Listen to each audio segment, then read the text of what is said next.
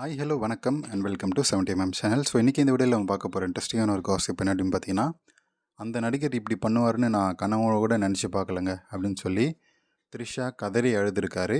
அது என்ன அப்படின்றத பார்ப்போம். சமீபத்திய நிகழ்ச்சி ஒன்றத்தில் கலந்துக்கிட்ட நடிகை த்ரிஷா கிட்ட ரசிகர் ஒருத்தர் கேட்ட கேள்வி கல்லூரியில் நீங்கள் படிக்கும்போது ஒரு பேட்டியில் சொல்லும்போது சினிமாவில் நடிக்கிறது அப்படின்றது எனக்கு பிடிக்காது. ஸோ மிஸ் சென்னை பட்டத்தை வின் பண்ணிட்டீங்க. அப்போ எடுத்த ஒரு பேட்டியில் சொல்லியிருக்காரு, சினிமாவில் எனக்கு பெருசாக இன்ட்ரெஸ்ட் இல்லைங்க அப்படின்றத அவர் சொல்லியிருக்காரு. நடிக்கவும் மாட்டேன் கண்டிப்பாக அப்படின்றதையும் சொல்லியிருக்காரு. ஆனால் ஒரு கட்டத்தில் கால் ஷீட் கொடுக்க முடியாத அளவுக்கு பிஸியான நடிகையாக மாறிட்டீங்களே, ஏன் சினிமாவில் நடிக்க மாட்டேன் அப்படின்னு சொன்னீங்க, தற்போது தொடர்ந்துட்டு சினிமாவில் நடிச்சுக்கிட்டே இருக்கிறீங்க, 41 வயசு ஆகுது, இப்பயும் நடிச்சிட்டு இருக்கிறீங்க அப்படின்ற ஒரு கேள்வியை எழுப்பியிருக்காரு.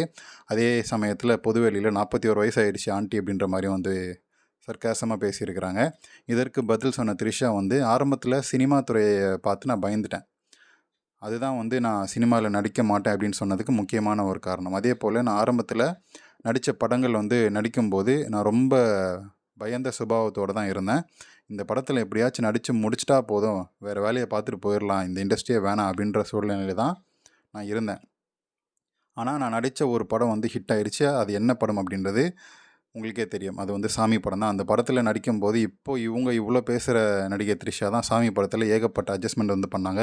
இயக்குனர்கிட்ட, டைரக்டர்கிட்டே, அப்புறம் சரி நம்ம விக்ரமும் பொழந்து கட்டிட்டார் அந்த படத்தில். ஸோ அந்த படத்தில் நடித்த அந்த கவர்ச்சியான சீனே அதுக்கு ஒரு பெரிய எக்ஸாம்பிள். ஸோ அந்த படம் ஷூட்டிங், அந்த சாங் ஷூட்டிங் அப்போல்லாம் அப்ராடில் வெறிகொண்டு குத்துன்னு குத்தியிருப்பாங்க.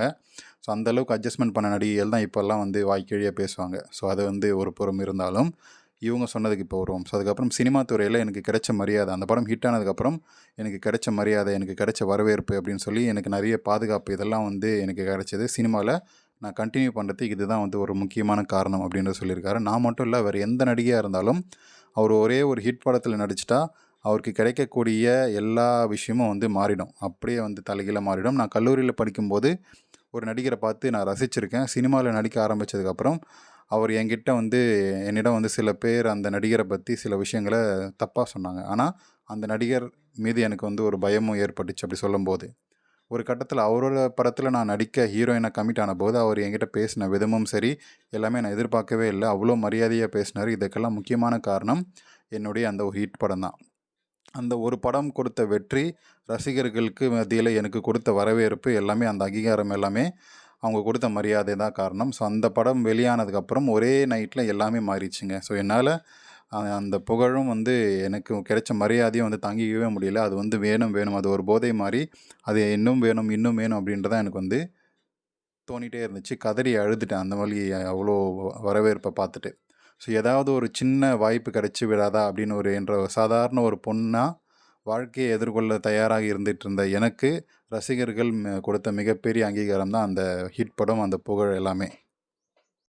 ஸோ அதை நினச்சி நான் பல நாட்கள் கதறி இருக்கேன். இதை எப்படி தெளிவாக சொல்லுது அப்படின்னு எனக்கு இன்னும் கரெக்டாக தெரியல. சினிமாவில் நடிக்கவே கூடாது அப்படின்னு நினச்சிட்டு இருந்த காரணம், சினிமா மீது எனக்கு சினிமா துறையில் இருக்கக்கூடியவர் அவங்க மேலே இருக்கக்கூடிய பயம்தான். ஸோ அவங்க தப்பாக மிஸ்யூஸ் பண்ணிடுவாங்க அப்படின்ற மாதிரியான பயம். ஆனால் என்னுடைய ஒரு ஹிட் படம் அந்த ஒரு பயமே கம்ப்ளீட்டாக மாறிடுச்சு. சினிமா துறையில் எல்லாருமே என்னை மரியாதையாக நடத்தினாங்க. நான் சொல்கிறத காது கொடுத்து கேட்டாங்க. படத்தில் என்ன இருக்கணும், என்ன வேணாம் அப்படின்னு சொல்லி ஒரு சில சஜஷன்லாம் சொல்லுவேன்ல, அப்போல்லாம் என்னை மதிக்க மாட்டாங்க. அப்புறம் ஹிட் அடித்ததுக்கப்புறம் நான் சொல்கிறத காது கொடுத்து கேட்டாங்க. எனக்கு அந்த மரியாதை தானாக கிடச்சிது. ஸோ அந்த ஹிட் படத்தில் நடிக்கும் வரை அவங்க சொல்கிறது தான் சட்டம். அவங்க எங்கே அட்ஜஸ்ட் பண்ண கூப்பிட்டாலும் போகணும் அப்படின்ற மாதிரியான விஷயங்கள்லாம் இருக்கும். ஸோ இதுக்கப்புறம் ஒரு ஃபேமஸான ஒரு ஃபிகராக மாறிட்டா எல்லாமே நமக்கு தானாக கிடைக்கும் அப்படின்னு சொல்லியிருக்காரு. ஸோ அந்த ஹிட் படம் நிறைய படங்கள் இருக்குது. அதில் முதல் படம் சாமி. அந்த படத்தில் முன்னாடி சொன்ன மாதிரி சில பல அட்ஜஸ்ட்மெண்ட்டுகள் அவர் பண்ண விஷயங்கள் எல்லாமே வேறு மாதிரி இருக்கும். அது மட்டும் இல்லாமல் ஃபேமஸான நடிகையாக மாறினதுக்கு அவருடைய அந்த குளியல் காட்சி தான் முக்கியமான காரணம். அதை வச்சு அவரே ரிலீஸ் பண்ணி இந்தியா ஃபுல்லாக ஃபேமஸ் ஆகிட்டார். ஸோ அதுக்கப்புறம் தான் பட வாய்ப்புகள் அவருக்கு குவிய ஆரம்பித்தது. ஸோ அடுத்தடுத்து கொடுத்த ஹிட் படங்கள் கொடுத்த போதையில் தான் நான் அதிகமாக நடிக்க ஆரம்பித்தேன். ஸோ எனக்கு சில பல பட்ட பெயர்களும் இருக்குது அப்படின்றது எனக்கு நல்லாவே தெரியும். ராணி அப்படின்னு சொல்லியிருப்பீங்க.